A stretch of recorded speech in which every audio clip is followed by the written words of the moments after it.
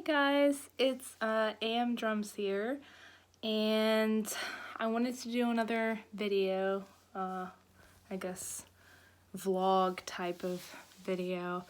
Wow, I look great. Not really. But anyway, I am sitting on the floor right now and holding my phone. I don't have my phone stand, it's over there.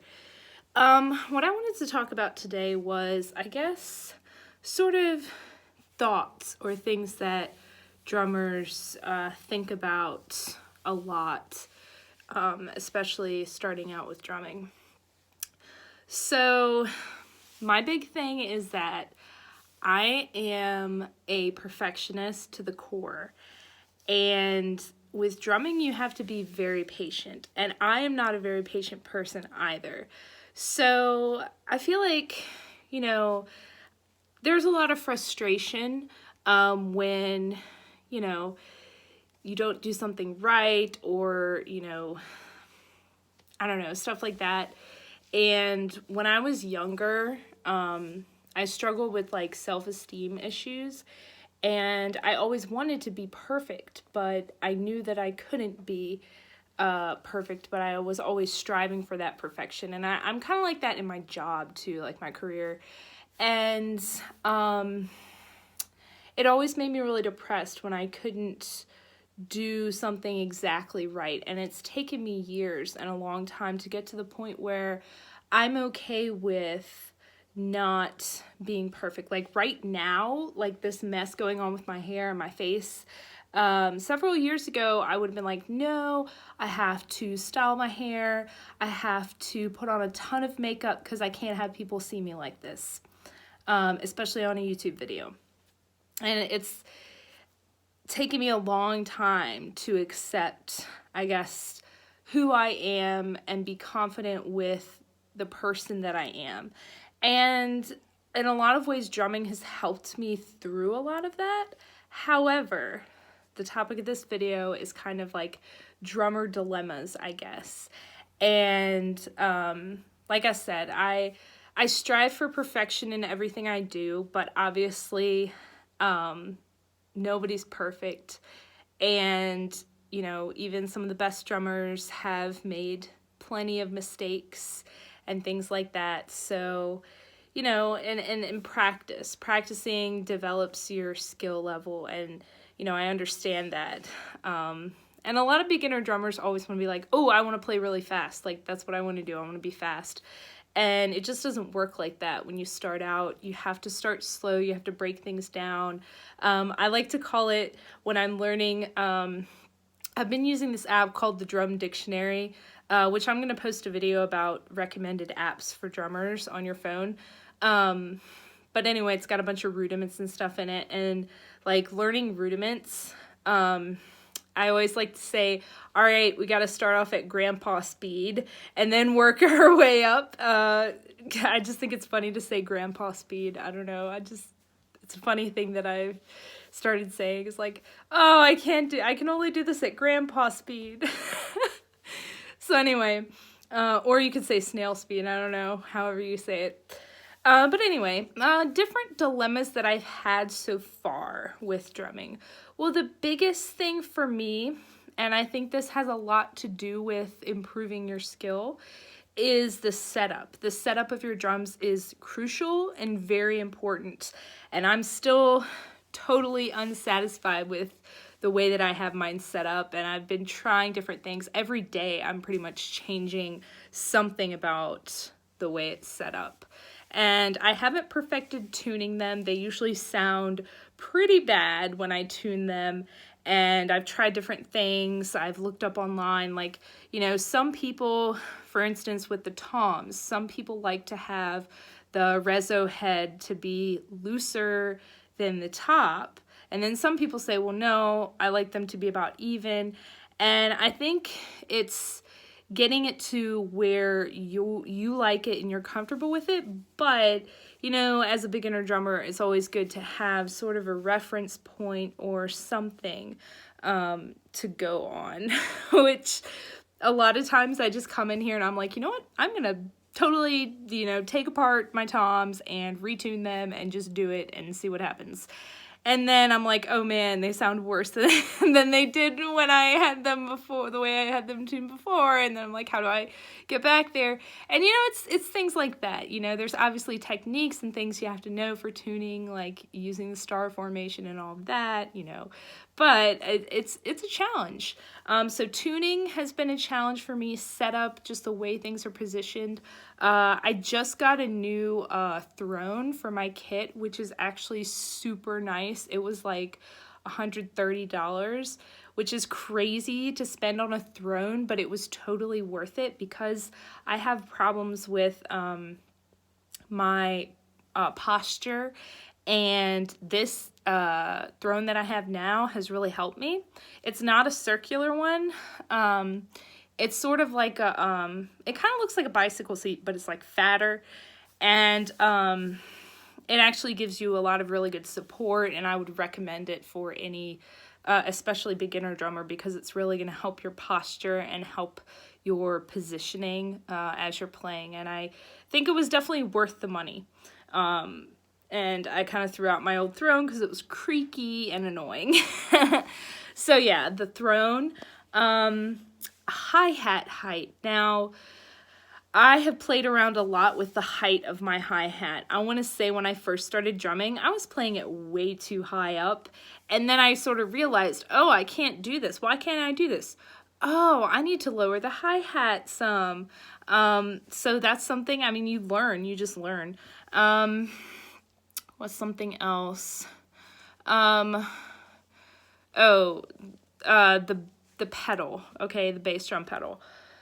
My pedal, I don't know what's going on with it right now, but like part of the spring started like acting weird, and I've tried to fix it, but it's like, I don't know, like I've taken it apart and I've put it back together and I've taken it apart and I've asked my teacher about it and he showed me, and I'm just still not satisfied with the way my pedal is set up. It just always feels so like it's preventing me from playing faster with my feet. And then when I go into my lessons and I play, my feet are faster, my foot is faster on the bass drum pedal.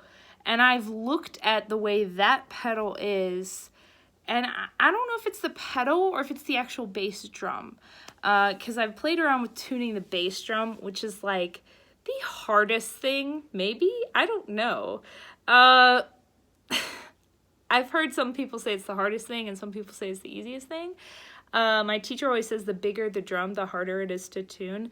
And I know the bass drum isn't necessarily going to be melodic, I guess, sounding like your floor tom and your rack toms, but it's getting the balance between the front side and the back side, so that there's not a lot of ring back and it actually sounds right. And maybe, so what I was saying, my reasoning for that was, maybe it's not a problem with my pedal, maybe it's a problem with I had the head too tight or too loose and I need to fix that, which has happened before. Several months ago, I was noticing that it was more difficult for me to do the bass drum stuff, and I tightened the head, and that actually helped out a lot. Oh, and I remember one time I noticed that when I hit the drum, it would double. It would go do every time I hit it, and I was like, wait, this isn't right, unless I want to play the song Kashmir by Led Zeppelin or something, which I probably should have done that day. But I realized that the head was too loose and it was making this really weird bouncy thing happen. It was too bouncy. I think I personally a little bit of bounce to the bass drum pedal, and I don't know, I like bounce, but too much bounce is too much bounce, and too little bounce is too little bounce. And what I'm dealing with right now is that I feel like it's just not hitting correctly. I think I don't know, I've gone on too long about this pedal thing, but again, all right, drummer dilemmas, those are some different things that I would say I've had the most difficulty with, because it's one thing to practice on your practice pad, and then taking it to the kit, excuse me, taking it to the kit is something else. And when your kit is not set up properly, it's going to be a lot more difficult to do things that were really easy for you to do on the practice pad that now you are having difficulty with because your kit's not set up properly. And I know for me, this is a live and learn thing, and I'm going to get better at it. I think I already have gotten better at my setup. But again, I'm still dealing with particular issues. And I think a lot of times with drumming, I think my main point of this video was a lot of times we sort of give ourselves a really hard time about these things and get so caught up in, well, this isn't right, and this isn't right, and this isn't right, and this needs to be better, and that needs to be better, that we don't spend enough time, at least I don't, looking at the positives and like, look at all these cool things that you can do now that you definitely couldn't do, 2 months ago, that you can now accomplish. And I think it's important for drummers to really try and focus on the positive and think of all of the positive things that you are doing, because you are doing something. You're practicing every day, you're trying out new things, you're learning. And it's important to always give yourself that pat on the back, even if you feel like, man, I'm playing shitty today, or whatever it is. You have to motivate yourself, and you have to be your own cheerleader. And that's why, I guess, it's good to have buddies, and it's good to have drummer buddies, because they will always, support you and help you out and help you understand things, but also give you some positive feedback and will always be there for you. And that's another thing that before I started drumming, I didn't realize how amazing the drummer community really is. And this will be the last thing that I talk about today. I feel like before I started drumming, I might have had some preconceived notions about drummers and about the community of drumming, because I was never involved in it. I also had some preconceived notions because when I was younger, I tried to play guitar, and it just wasn't my thing. I was having a horrible time of it. And I remember in high school, I joined this guitar club because I thought, oh, maybe if I talk to some friends, maybe they'll help me out, maybe see what that has to offer. And it was just a horrible experience. And the people weren't nice, they weren't helpful, they weren't supportive. And I never really felt like with guitar that I got a lot of support when I was having trouble with things or when I felt stuck. But what happens in the drummer community is there are so many people out there, and so many drummers out there, and they're just overwhelmingly supportive of anyone who is trying to learn to play drums, because it is very challenging. And I didn't realize just how challenging it was before I started drumming. I just, decided, okay, well, I've tried all these other instruments, they're not for me, but I really want to try drums and see if that's for me. And just the feeling that I got when I first got in front of a kit was, I couldn't explain it. I got this rush. It was the most amazing feeling I have ever experienced.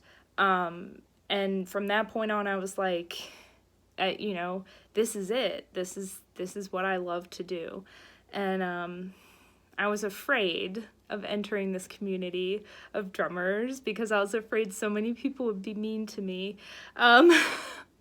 Because that's how it was, with other things that I'd experienced. But really, the drummer community is an amazing community of people that are super supportive, and we look out for each other. And that's what makes it so special to me, is that it's a place, drumming is a place I can go to relieve stress. Drumming is a place I can go when I want to talk to other people about drumming, other drummers and whatnot. They give me advice, they support me, they encourage me. And that's the big thing, encouragement.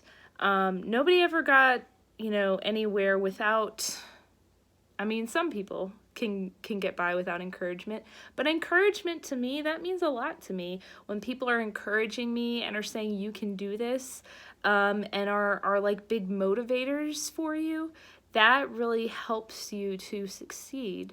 And I think that's really important. So anyway, if you have any thoughts on any dilemmas that you've had as a drummer when you were first starting out, or frustrations, things that were just really difficult for you and always bugged you, write some in the comments below. I'd love to chat with you about them. And I will post another video soon. Thank you for watching. Bye.